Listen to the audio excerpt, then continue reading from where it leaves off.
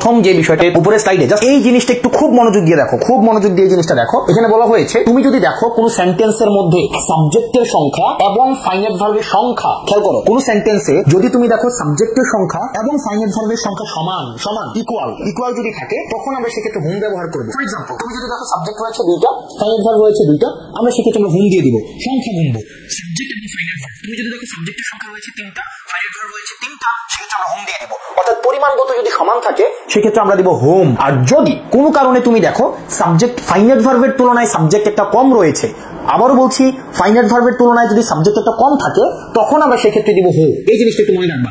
তৃতীয়ত, তুমি যদি দেখো প্রিপোজিশনের পরে, যে কোনো প্রিপোজিশন, এটা টু হইতে পারে, উইথ হইতে পারে, বাই হইতে পারে, প্রিপোজিশনের পরে যদি তুমি দেখো হো অথবা হোমের ব্যবহার বসাতে তোমাকে বলা হচ্ছে, সেক্ষেত্রে আমরা চোখ বন্ধ করে হোম বসাই দিব। আর হোজ কখন বসাবো? আমরা হোজ বসাবো যদি তুমি দেখো নাউনের আগে হো, হোম অথবা হোজের মধ্যে কিছু একটা বসাইতে হয়, সেক্ষেত্রে আমরা হোজ বসাবো। তুমি জাস্ট এই জিনিসটাকে একটু মনে রাখো। তাহলে চলো আমরা প্রশ্ন সমাধান করি। যেমন প্রথম প্রশ্নটা দেখো, he is the person dash wants to buy a car. দেখো, he is the person dash wants to buy a car. তাহলে দেখো এই সেন্টেন্সে ইজ এর সাবজেক্ট হচ্ছে হি, ওয়ান্টস। দেখো তার মানে ফাইনাইট ভার্ব এখানে আছে কয়টা? একটা ফাইনাইট ভার্ব, দুইটা ফাইনাইট ভার্ব, কিন্তু সাবজেক্ট আছে একটা। তার মানে সাবজেক্ট এবং ভার্বের সংখ্যা যেহেতু সমান না, যদি সমান না হয় সেক্ষেত্রে আমরা কি যেন ব্যবহার করব? আমরা হো ব্যবহার করব। ফাইন। এবার দেখো 2 নম্বর সেন্টেন্সে যাও। 2 নম্বর সেন্টেন্সে দেখো কি বলা হয়েছে, হি is the person dash I want. দেখো এখানে সাবজেক্ট একটা, এখানে একটা সাবজেক্ট, তার মানে সাবজেক্ট হচ্ছে দুইটা, আবার ফাইনাইট ভার্ব, এখানে একটা ফাইনাইট ভার্ব, আবার এখানে একটা ফাইনাইট ভার্ব। তার মানে সাবজেক্ট এবং ফাইনাইট ভার্ব দেখো সমান, মানে দুইটা দুইটা করে আছে। সুতরাং এই ক্ষেত্রে আমরা হোম বসাই দিব। খেয়াল করো, হোম। আবার দেখো তৃতীয়টাতে, আবার দেখো এখানে সাবজেক্ট হচ্ছে হি, হি এর ভার্ব হচ্ছে ইজ। আবার দেখো আই একটা সাবজেক্ট এবং ফাইনাইট ভার্ব হচ্ছে থিংক।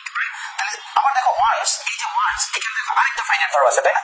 তার মানে এখানে সাবজেক্ট হচ্ছে দুইটা, একটা দুইটা, কিন্তু ফাইনাইট ভার্ব হচ্ছে একটা দুইটা তিনটা।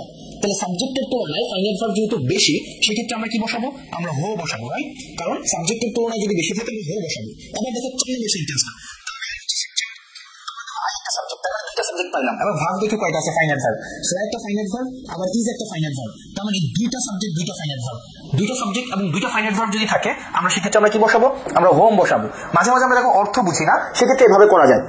তারপরে 5 নম্বর সেন্টেন্সটা দেখো, do you know the students dash books were stolen. আবার দেখো এখানে বুকস, এখানে হচ্ছে নাউন আছে, রাইট? আমরা কি বসাবো? নাউন যদি থাকে, আমরা নাউনের আগে আমরা জানি কি বসাবো?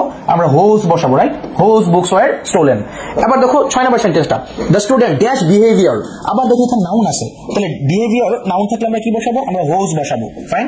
অর্থাৎ the student whose behaviour is bad will be penalised. 7 নম্বর সেন্টেন্সটা দেখো, this is a man with dash I work is a nice person. দেখো প্রিপোজিশনের পরে যদি কিছু বসাইতে হয়, হোম জাতীয় কিছু, আমরা এখানে প্রিপোজিশন আছে উইথ, সুতরাং আমরা কি বসাই দেবো? আমরা হোম বসাই দেবো। ফাইন। তার মানে আমরা এই জিনিসটা দেখো, সাবজেক্ট এবং ফাইনাইট ভার্ব যদি সমান থাকে আমরা হোম বসাবো, সাবজেক্ট এবং ফাইনাইট ভার্ব যদি অসমান হয় আমরা হোম বসাবো, যদি শেষে নাউন থাকে আমরা হোস বসাবো, আর প্রিপোজিশনের পরে আমরা হোম বসাবো।